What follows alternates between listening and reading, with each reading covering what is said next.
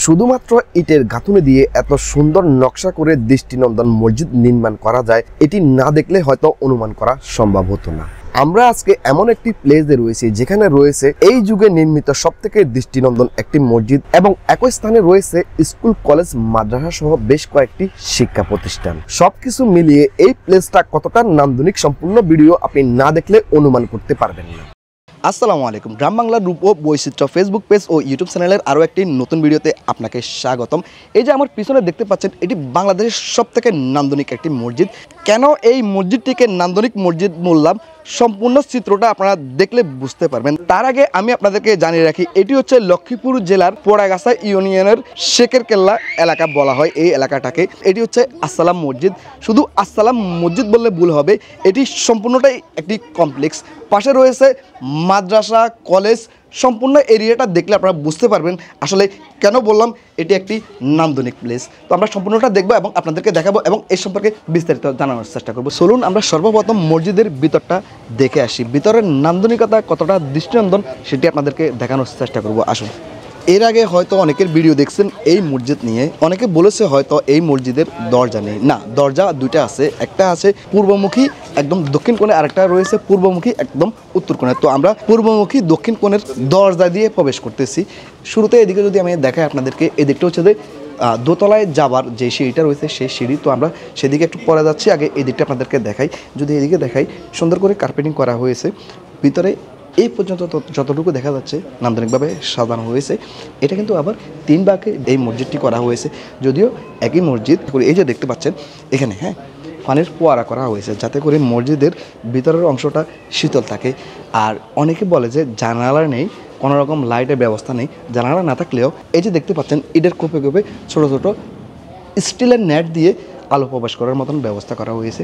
ঠিক একই সাথে যদি আমি আপনাদেরকে উত্তর অংশে দেখাই, একই অবস্থা। সেখানেও পানির ফোয়ারা রয়েছে এবং আলো প্রবেশ করার জন্য, বাতাস প্রবেশ করার জন্য কোপ কোপ রয়েছে নেট দিয়ে। এই যে আমি যেটা বললাম আপনাদেরকে যে পূর্ব পাশের উত্তর অংশে আরেকটা দরজা রয়েছে, এই আরেকটা দরজা হচ্ছে এটি। তো আমরা এদিকে একটু যাওয়ার চেষ্টা করবো। আসুন। এই যে আমি আপনাদেরকে বললাম 3 ভাগে ভাগ করা হয়েছে এই মসজিদের নিচতলাটা। তো সেটি হচ্ছে যে এই যে দ্বিতীয় ভাগ হচ্ছে যে এটা। এখানে দেখেন পানির ফোয়ারা করা হয়েছে, দুপাশেই পানির ফোয়ারা করা হয়েছে, একদম এটা খুলে রাখা হয়েছে। আমি যদি দেখাই আপনাদেরকে, এদিক দিয়েও বাতাস এবং আলো প্রবেশ করতে পারবে। উপর থেকে সরাসরি একদম বৃষ্টি পর্যন্ত এখানে পড়ার মতন ব্যবস্থা রয়েছে। মূলত এই পোয়ারাটা করার উদ্দেশ্য হচ্ছে যে নান্দনিকভাবে সাজানো এবং মসজিদের ভিতরের অংশটা শীতল রাখার জন্য। আমরা ভিতরের দিকে একটু যাওয়ার চেষ্টা করি, ওই দিকটা আপনাদেরকে একটু দেখানোর চেষ্টা। এই দিকটা হচ্ছে যে একদম যদি ফাইনাল অংশ বা শেষ অংশ যেটা বলি, সেটা হচ্ছে যে এই অংশটা। এখানে দেখেন কতটা নান্দনিকভাবে সাজানো হয়েছে। এখানে আলোর জন্য আমরা একটা জারবাতি দেখতে পাচ্ছি। এই জারবাতি ছাড়া অন্য কোনো আলোর জন্য লাইট নেই, তবে কয়েকটা ফ্যান রয়েছে।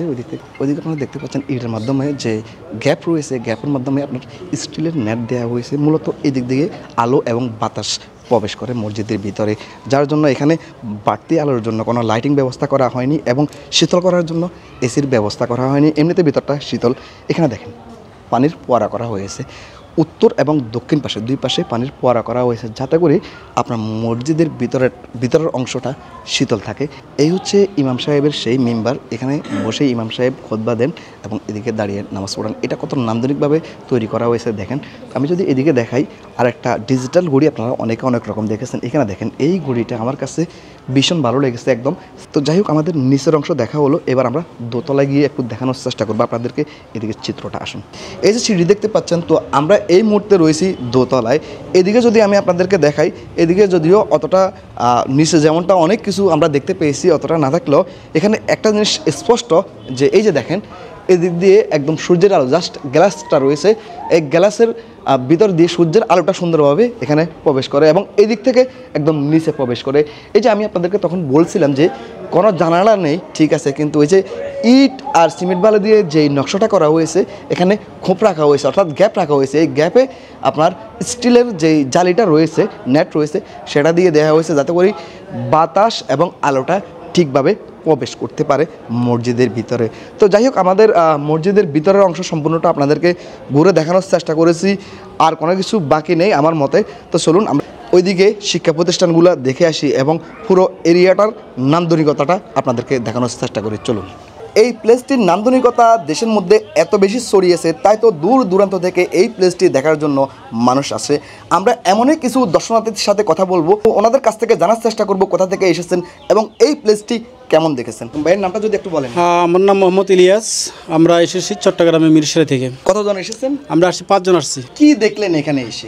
দৃষ্টিনন্দন একটা মসজিদ, যেটা আমাদের বাংলাদেশে মনে হয় না দ্বিতীয় আরেকটা আছে। আর এটা নিয়ে আমি ইন্টারন্যাশনাল অনেকগুলো নিউজও দেখছি এই মসজিদটা নিয়ে। তো আসলে মানে একটা দেখার মতো। আমার নাম মোহাম্মদ রাজউল করিম। একই স্থানে সবকিছু, এটা আসলে খুব সুন্দর সুন্দর একটা জিনিস। সবকিছু মিলিয়ে এক কথায় পরিবেশটা আপনার কাছে কেমন লেগেছে? অসাধারণ অসাধারণ অসাধারণ। সবাই আমরা যদি সচেতন হই, সেই ক্ষেত্রে আমরা নিজেদের পরিবেশ সৌন্দর্য নিজেরা রক্ষা করতে পারবো। মূলত এই পাশটাতেই রয়েছে 4টি শিক্ষা প্রতিষ্ঠান। আমি যদি আপনাদেরকে দেখাই, আসসালাম মডেল গার্লস কলেজ এবং সোয়ারপোড়াগাছা আসসালাম মডেল বালিকা উচ্চ বিদ্যালয় এবং আসসালাম হাফেজিয়া মাদ্রাসা এবং মমতাজ বেগম মহিলা হাফেজিয়া মাদ্রাসা। তো চলুন আমরা শিক্ষা প্রতিষ্ঠানটা এদিক থেকে দেখার চেষ্টা করি এবং আপনাদেরকে এই বিষয়ে আরও জানানোর চেষ্টা করি। আসুন।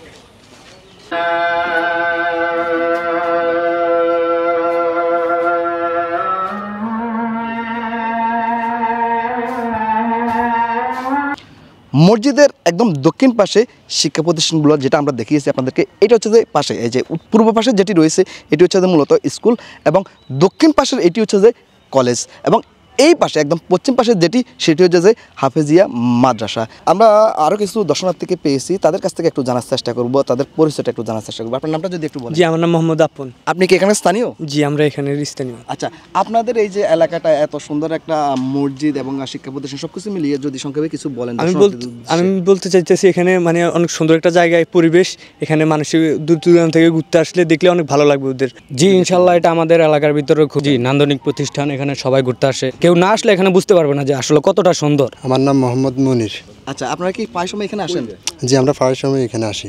কেমন লাগে এই যে আপনাদের এখানে তো দূর থেকে অনেক মানুষ আসে, আপনাদের কাছে কেমন লাগে আপনাদের এলাকা? তা দূর দূরান্ত আরও মানুষ আসুক, আসি দেখুক, ওনারাও একটু আসি ঘুরে যাক আমাদের এখান থেকে। এই এলাকাটা তো আপনি দেখেছেন, আপনার কাছে এই প্লেসটা এই কমপ্লেক্সটা আসলে কেমন লেগেছে এক কথায় যদি বলেন? এক কথা আমার কাছে অনেক ভালো লেগেছে। কি কি দেখতে পেয়েছেন আপনি? এখানে একটা মসজিদ রয়েছে আর অনেকগুলো শিক্ষা প্রতিষ্ঠান রয়েছে।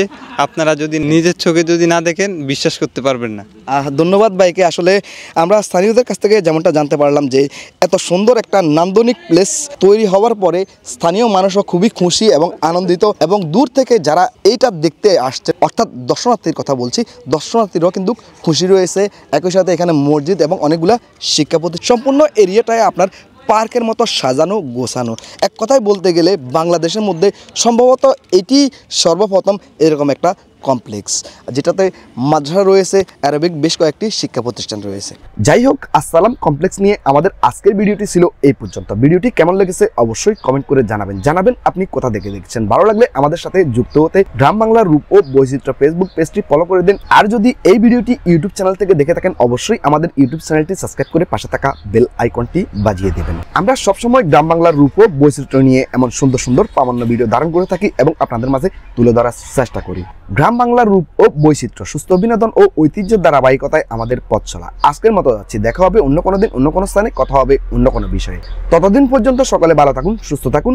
আল্লাহ হাফেজ।